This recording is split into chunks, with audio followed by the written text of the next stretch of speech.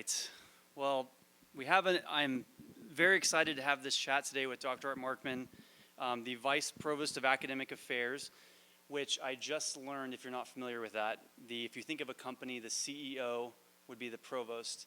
The president. President, CEO is a president. The provost is our chief academic officer, and then I'm on the staff in that office, basically. Perfect. So the I'm a bureaucrat. So the Vice Provost of Academic Affairs at UT. Sorry, one second. And technology. One second. And holds a BS in cognitive science from Brown University, a PhD in psychology from the University of Illinois, the author of many books including Brain Briefs, Bring Your Brain to Work, Smart Thinking, Smart Change, and the host of a radio show and podcast called Two Guys on Your Head. And lastly, has 4 specific interests in similarity and analogy, categorization, decision-making and consumer behavior, and knowledge representation. So thank you for being here today. Oh, it's my pleasure. It's really great to be here. So I wanted to start with just telling us a little bit about your areas of research and interest, the 4 that I just mentioned. Yeah, so I come out of a cognitive science tradition, which means that the idea is if you want to study the way minds work, the way intelligent behavior happens, you have to take an interdisciplinary approach. So you really need to be mindful of what's going on in computer science and computation, because that forms a really interesting model for the way minds work. But you also need to pay attention to human behavior and behavior of other animals. You want to be thinking about anthropology because there are cultural influences. You want to be thinking about neuroscience because, of course, the brain matters. And so you really want to take this comprehensive approach. And that's, I've been steeped in that since I was an undergraduate. And as we were talking about backstage, even as an undergraduate, I was working on neural network models that are of the kind that underlie a lot of the technology related to things like ChatGPT. I was working on those 35 years ago, 40 years ago. So it's, there's what we're seeing now has its roots going back a long way. My real interest, though, is fundamentally in how people represent the knowledge that they have and how those representations influence our ability to think in different ways. And so the question becomes, how do we form the categories that we have, and what are the constraints on those? How do we, what is it that causes us to call this thing a microphone, but something else that might be similarly shaped, an ice cream cone?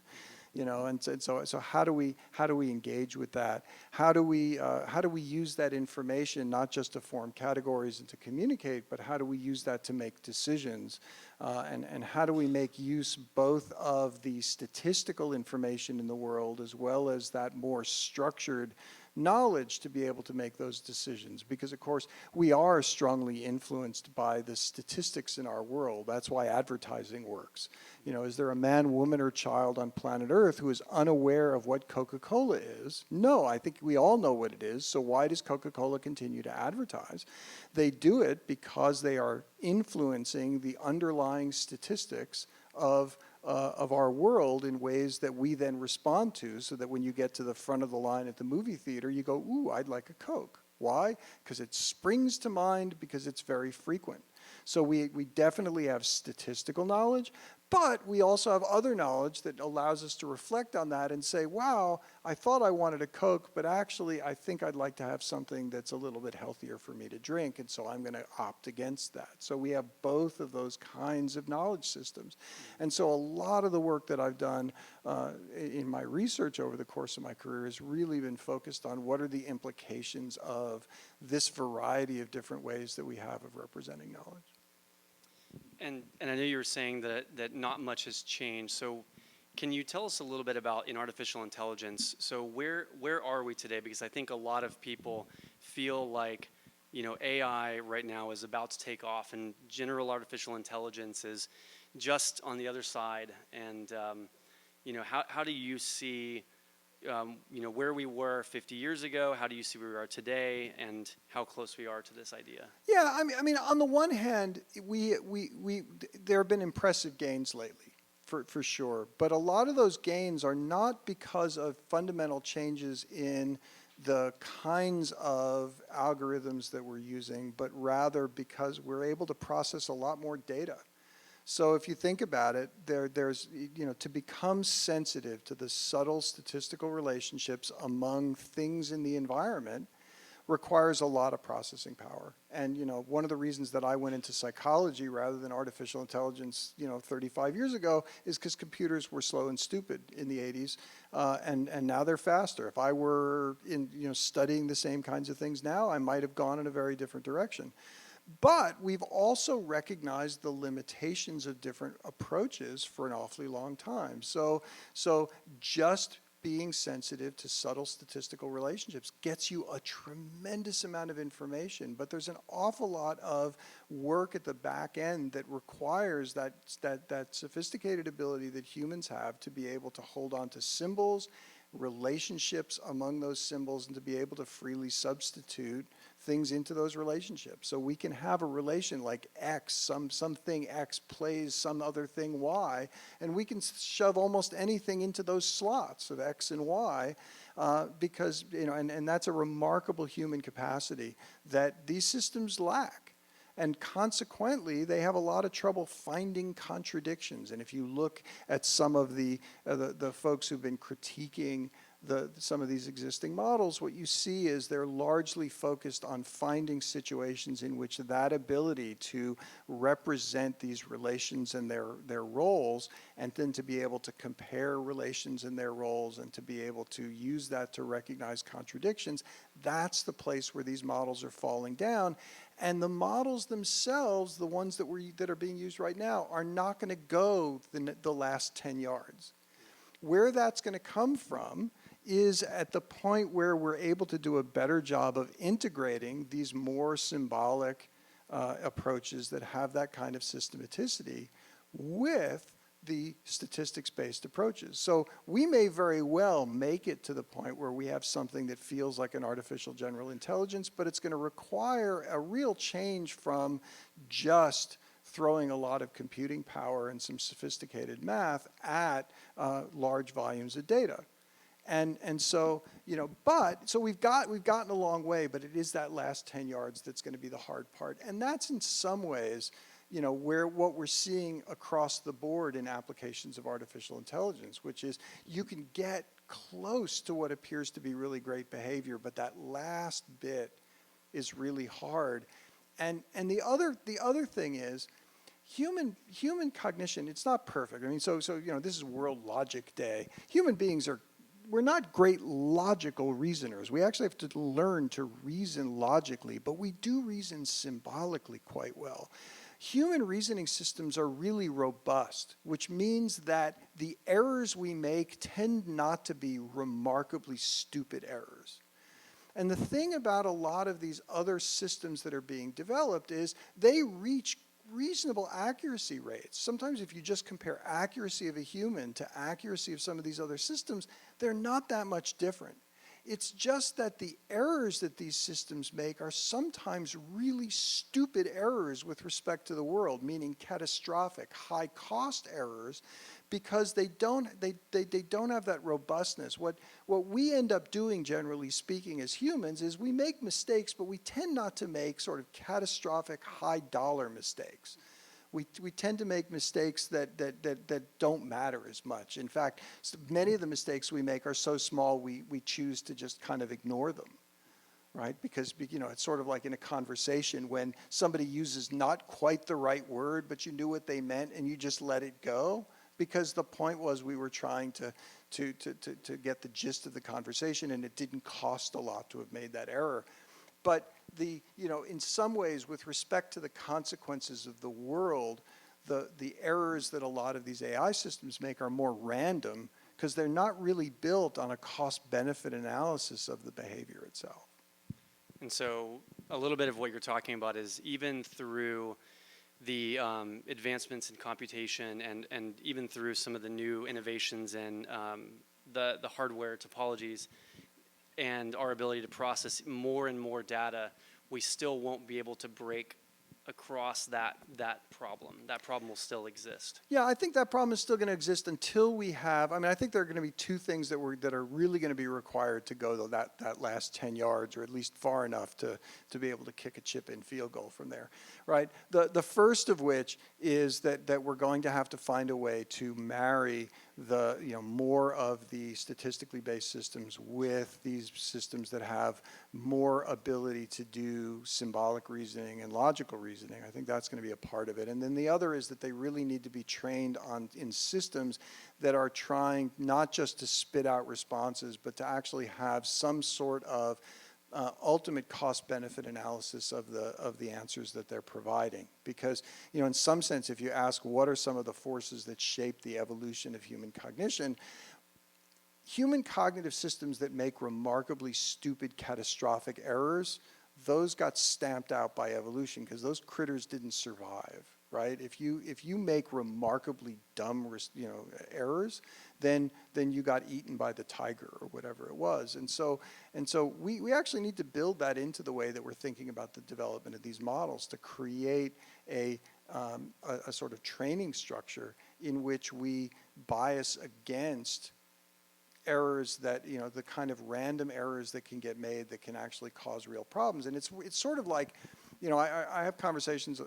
with people about, some of the autonomous driving vehicles, and people will say, well, but people make mistakes all the time, and they do, but the mistakes are more predictable, right? And I think that having two systems that operate at 95% accuracy, but one where the 5% of error is pretty predictable versus another 5% where the 5% error rate is really unpredictable, those unpredictable errors are far more dangerous. Yeah, I recently, not to go on a tangent on self-driving cars, but I did ride in one recently, and I actually had to override the car. It was funny, it almost drove into another car and beeped at itself, saying that it was about to be into a collision. So it was, anyways, yeah. And unfortunately didn't realize that was funny. Right, exactly. Yeah. So, so thinking about AI and some of these limitations, but also just the growing hype and seeing some of the deep fake technology. So now people can do a lot of things with faking images, faking videos, ChatGPT, faking text.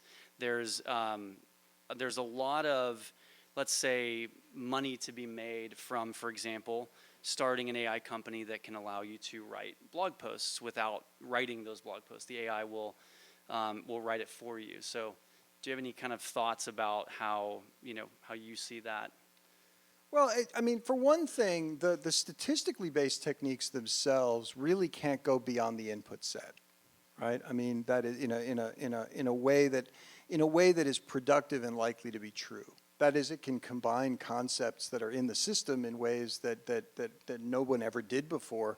But if you think about it, most of the more or less, most of the arbitrary combinations of things that you could come up with are bad ideas. It's one of the reasons why, when you get a successful company and people say, oh, now I'm going to make the Uber for something else, that most of those ideas are bad, right? So we don't want random combinations, right? We really do want to be able to think through things.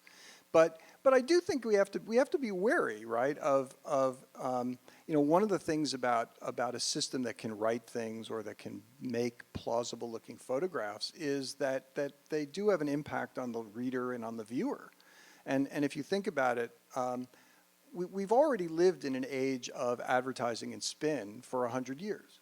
And as I was saying earlier, right, the purpose of advertising is fundamentally to influence the statistics of your world, right? Because we do respond to things that are frequent. We are comfortable with things that are frequent. We are anything that is familiar to us is easier for us to grasp than something that's unfamiliar.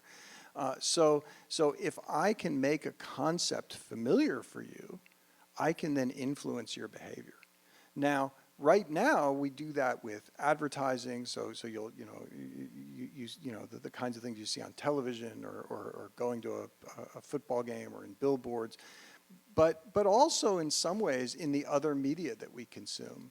To the extent that we can create systems that put ideas in our environment in lots of places, it makes it harder and harder for us to discern what the truth of something is. Because the fact is, one of the things that we've talked about is, well, what does it mean for something to be true?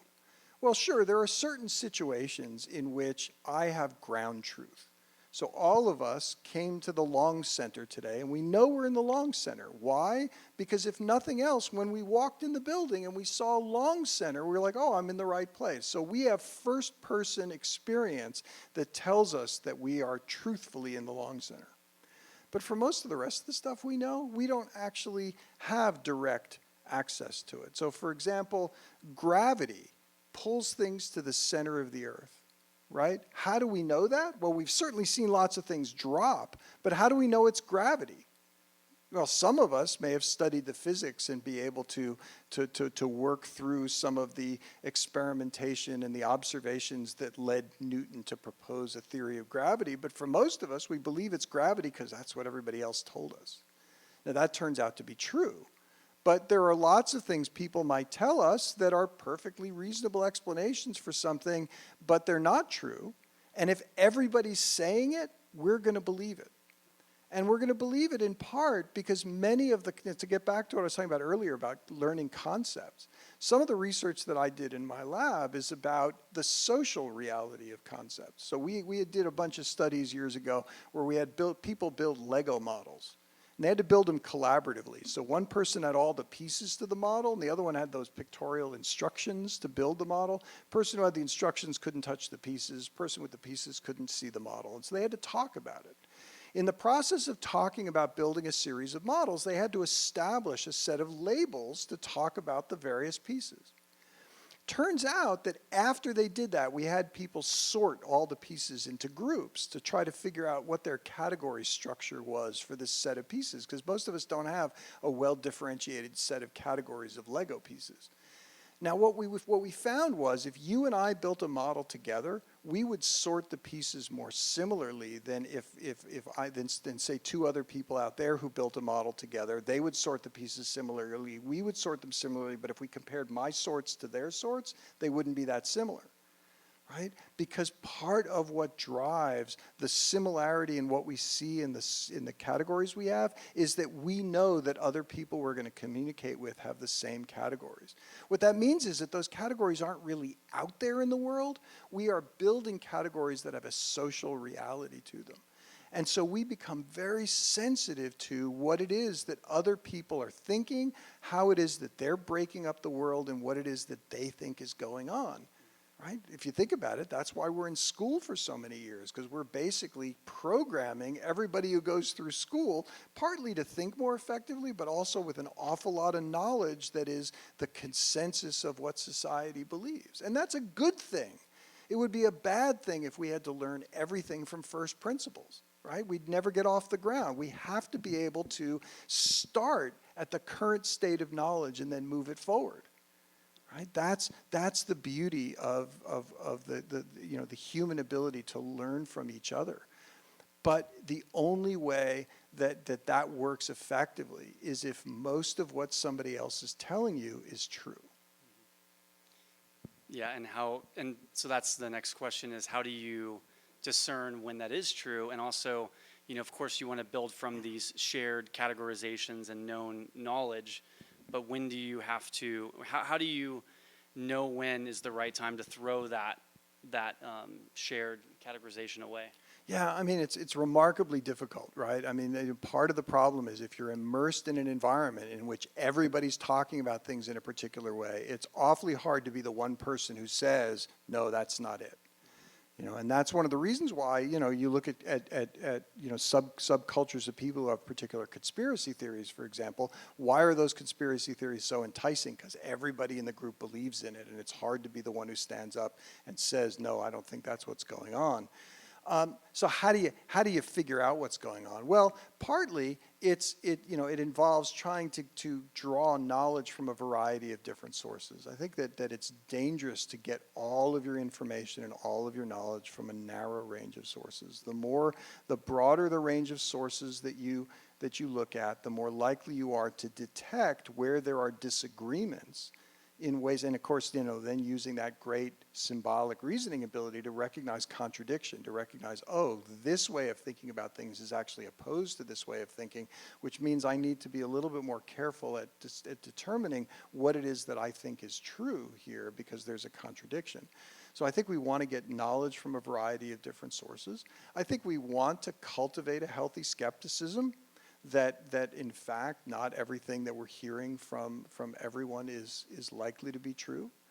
And then, I think we want to engage in conversations with wider ranges of people. So I certainly think that there's been, we see a polarization in political beliefs in the world, and that reflects in part the fact that we often spend a lot of time talking with people that we agree with and not a lot of time talking with people we disagree with. But we have to learn to have those disagreements productively. I mean, I feel like right now, we don't have a lot of conversations. We have a lot of debates with people, and we have a lot of, there's a lot of situations in which somebody says something and somebody else takes offense at it, as opposed to saying, well, that's a really interesting perspective that you brought there, and I'm not sure I agree with it, but let's discuss it. Because it is through those, the interesting thing is, to go back to what I was saying about all those Lego pieces, the more that you and I talk about something, the more that we exit that conversation thinking similarly about that part of the world, even if we think we disagree. So if I have a productive conversation with somebody about a complex issue that we disagree on, I may leave that conversation thinking that I disagree with that person even more than I did when I entered. But in order for me to understand what they were saying, I, for that moment, had to represent the world the same way that they did.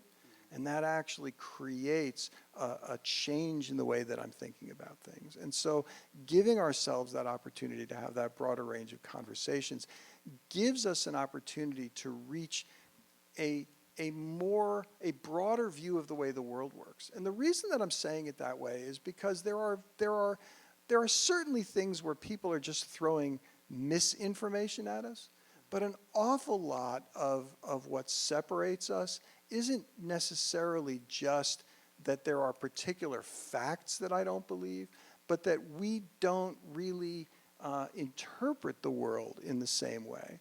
An awful lot of what we see in the world is ambiguous, and we have to put an interpretation on it to understand what's happening.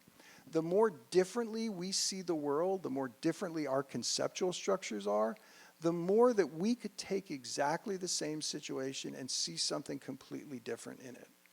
And to the extent that that happens, we increase that polarization between people.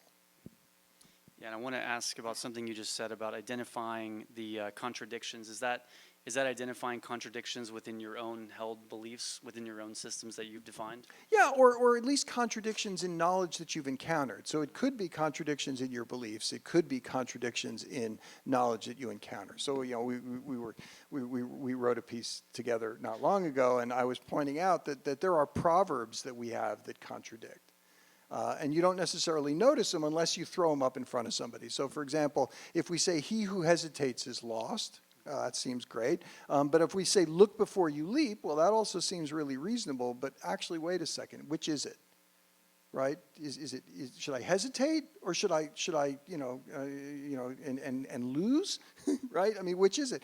But we realize, well, no, there are circumstances in which we know we should be careful, and then there are circumstances in which we have to move forward with some degree of confidence. And part of what we learn by recognizing the contradiction is we learn to determine which kinds of situations are better for looking before you leap versus ones in which we have to forge ahead with confidence. But you can only get to that discernment at the point where you can actually put those two proverbs together, put the meanings of those together, and recognize that there's actually a bit of a contradiction there. So there's a case where it's happening in your own knowledge. And one of the things that decades of psychology research shows is that when you put a contradiction before somebody, they'll see it, even though we walk around with lots of beliefs that are in our heads but not necessarily active at the same time, that may be contradictory. It's putting them out there in front of somebody at the same moment that leads to that recognition. So we want that to happen, but we also want to be able to evaluate new things that we're seeing and recognize the contradictions that those may create for us. So rather than just credulously reading every new thing and going, part of what we want to do is to pull out knowledge, other knowledge that we have, so that when we read a new thing, we can say, well, wait a second, you've said this is true, but it actually contradicts with this other thing that I know. So now that's my signal. I need to dig into this deeper. Is one of those wrong? Or are these both correct, but correct in different circumstances? I mean, that's where the really hard work of critical thinking comes in. And is that moment a moment for going back to first principles, or is that, because we don't want to go to first principles as much as we can, avoid it. It's less efficient, but is that one of those moments where we can, use that opportunity to really analyze the contradiction? Yeah, absolutely. I mean, I think there's lots of different things we can do in that situation. So one of them is to go, is to do that hard work and really run back to first principles and work through it ourselves if we have enough knowledge to do that. Sometimes what we need to do is just to ask, has anybody else noticed this contradiction before? Because sometimes when you look, you realize, oh yeah, other people have actually pointed this out before. And so we can learn from the hard work that other people have done. I think both of those are reasonable, but it starts with that recognition that everything doesn't add up because there's a contradiction here. And again, that's the sort of thing, if you look at, so for example, if you look at some of the interesting examples that folks who've been playing around with ChatGPT have pointed out, that a lot of it rests on the inability of the system to recognize some of these contradictions. So one of the examples that's been floating around Twitter is, if you were to take a system and say there are 4 red balloons and 2 blue balloons, are there more red balloons or balloons, right? What you find, and of course, obviously the answer is, if there's 4 red balloons and 2 blue balloons, there's more balloons than there are red balloons. But there's a 4 and a 2 in the problem. And if you just misfire on that, you say, no, there's more red balloons because that was associated with the bigger number. ChatGPT tends to do that. Okay, it doesn't kind of recognize that the sort of subset superset relationship that's critical for actually answering that question properly. That requires that additional bit of knowledge, and it's that ability to kind of take a step back and recognize the potential contribution that matters. And it's not that people are always good at this. In fact, we're not, right? That's the source of the famous what's called the Moses illusion, right? Which is how many the question goes, how many animals of each type did Moses bring on the ark?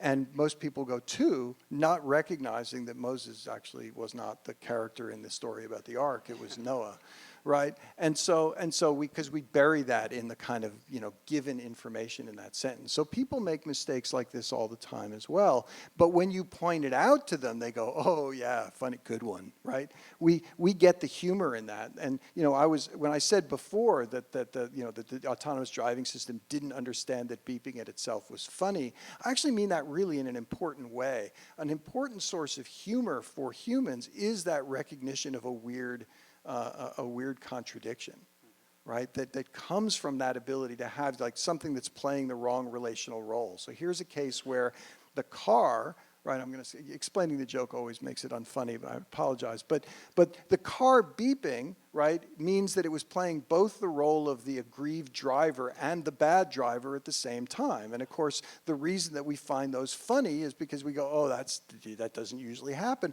And the fact that the car couldn't recognize that contradiction and wouldn't find it funny is actually fundamentally a part of the limitation that it has that's going to keep it from being a successful artificial general intelligence. Well, we only have a few minutes left, and I think having this discussion around, I think this is the question that a lot of people want to know is, what is truth, and how do we handle contradictions? When do we go back to first principles, which is less efficient, but maybe can help us form new viewpoints and get to what actually is true? I think as we enter into this new era, we look at the future of AI, that some of these things producing even more abundance of misinformation. is there anything that you want to leave with as one, recommendation, as we go into this new chapter, how we will discern truth on the internet and today? Yeah, I mean, I think we definitely have to be wary. I think we definitely want to make sure that we also engage with systems that are able to do more of this kind of symbolic reasoning, which is, of course, something you and I have talked a lot about over the years. I also think, though, that we just need to recognize now the limitations of the systems that exist at this moment, and recognize that we can do better. Right? It's not. This is. I want to be clear. This is not a knock on the systems that exist right now. We have to push systems to their limits in order to understand how to move forward. But to go back to what I was saying at the beginning, I mean, my undergraduate honors thesis was on a number of these kinds of models. We've known many of the limitations for a long time. The hard work really does come in creating these kinds of hybrid systems. That is the place where I feel like technology can provide real assistance to people in helping to point out some of the contradictions that are there in the data that are in front of them, to augment human reasoning, to help us to recognize, yeah, you may go off and want to believe this, but here are all of the things you should be aware that these are the other beliefs you have that actually contradict this. So these are places where you might want to think about this a little bit more carefully. Yeah, so pointing out, so if we can have systems that help people see those contradictions, that would be the best way for us to help them overcome misinformation and really recognize these truths that may be held that are not correct. Yeah, I think that's right. Awesome. All right, well, thank you very much, Dr. Markman. And just thank you, everyone. We're going to go on to the next show, and just thank you for your time today. Thanks. Sure.